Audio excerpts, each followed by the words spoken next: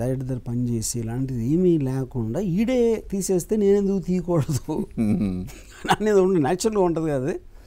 అప్పుడు ప్రొడ్యూసర్లు కూడా రామ్ గోపాల్ ఎక్స్పీరియన్స్ లేకుండా చేసినప్పుడు సుబ్బారావు చేయొచ్చు, అప్పారావు చేయొచ్చు, లేకపోతే రామదాస్ చేయొచ్చు, ఎవరైనా చేయొచ్చు అనిపిస్తుంది కదా. కొత్త డైరెక్టర్లు వినటం మొదలుపెట్టారు. ఎవరన్నా కొంచెం కొత్తగా చెప్తే మళ్ళీ ఇది కూడా శివ అయిపోవచ్చేమో అన్న దాంట్లో ఆటోమేటిక్గా మీకు నెంబర్ ఆఫ్ న్యూ డైరెక్టర్స్ పెరిగిపోయారు దానివల్ల. ఇంకోటండి, ఇప్పుడు మీరు ఈ సినిమా డైరెక్షన్ చేయకముందు మీరు బేసిక్గా 2 సినిమాలకి అసిస్టెంట్ డైరెక్టర్ చేశారు కదా. ఆ ఎక్స్పీరియన్స్ ఏమన్నా ఈ సినిమాకి ఎంతవరకు ఉపయోగపడింది? ఎందుకంటే ఇప్పుడు అసిస్టెంట్ డైరెక్టర్ యాక్చువల్లీ చాలా బ్యాడ్గా, అసిస్టెంట్ డైరెక్టర్ అంటే first of all mechanical work. అది డైరెక్టర్ అనేది మీ సమకూర్చేది లేబర్ వర్క్. అసిస్టెంట్ డైరెక్టర్ అనేది చాలా ఇంటాంకి డిగ్నిఫైడ్గా ఉంటుంది. మీరు ఫైనల్గా అసిస్టెంట్ డైరెక్టర్లు అవ్వడం చాలా తక్కువ. హాలీవుడ్లో అయితే జరగదు అసలు. రైటర్స్ అవుతారు, ప్రొడ్యూసర్స్ అవుతారు, అందరూ వేరే వాళ్ళు అవుతారు. కానీ అసిస్టెంట్ డైరెక్టరు పెద్ద డైరెక్టర్ అవడం హాలీవుడ్లో ఇంతవరకు ఒకటి తెలుసు కదా. It never happen. సో ఇప్పుడు నేను కంటిన్యూటీ బుక్ ఇస్తే అది పాడేసి ఎక్కడో మర్చిపోయి అప్పుడు నాకు పని ఇవ్వడం మానేశారు. కానీ అప్పటికి నేను సురేంద్రకి వీళ్ళందరికీ క్లోజ్ అయ్యాను కాబట్టి they just use to let me be there hanging out సెట్లో. భరించారు అంతే అంతే. కాకపోతే నేను అంటే నా మాటలు వినేవారు. అంటే అప్పుడు ఆ ఆస్పెక్ట్లో కూడా నేను షార్ట్ జరుగుతుంటే నేనైతే ఇలా తీసేవాడిని, సీన్ నేనైతే అలా తీసేవాడిని అని చెప్పేవాడిని. అది కూడా ఇంప్రెషనే కదా. ఓకే. అప్పుడు ఎవరైనా ఫాలో అయ్యారా మరి? ఇది మీరు చెప్పిన ఇలా తీస్తే బాగుంటుందని మీరు అన్నప్పుడు దాన్ని ఆచరించిన వాళ్ళు ఎవరున్నారు? అంటే ఆచరించడం అంటే ఇప్పుడు తరణి రావు గారు డైరెక్టర్.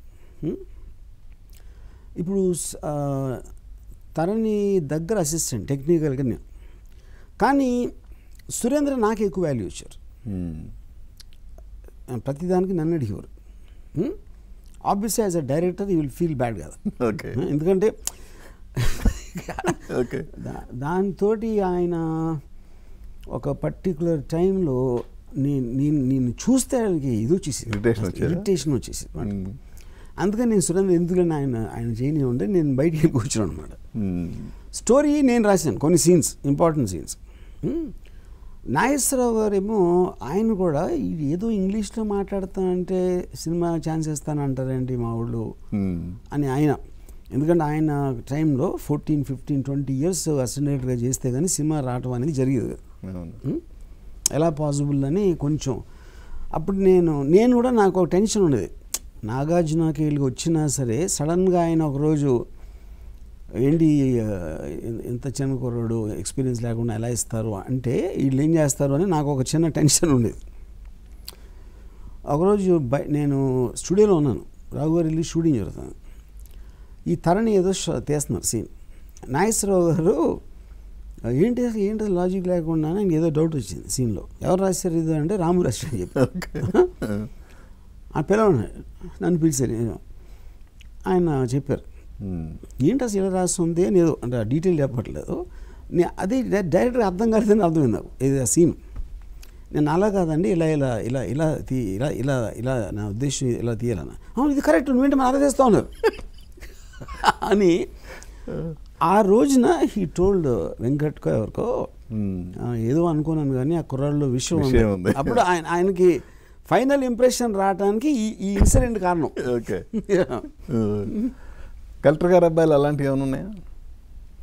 నో నాట్ కలెక్టర్ గారు అంటే రావు గారు ఇల్లు టైంకి ఇది దాని తర్వాత కాబట్టి నా క్లోజ్నెస్ చాలా ఎక్కువైపోయింది వీళ్ళందరితోటి.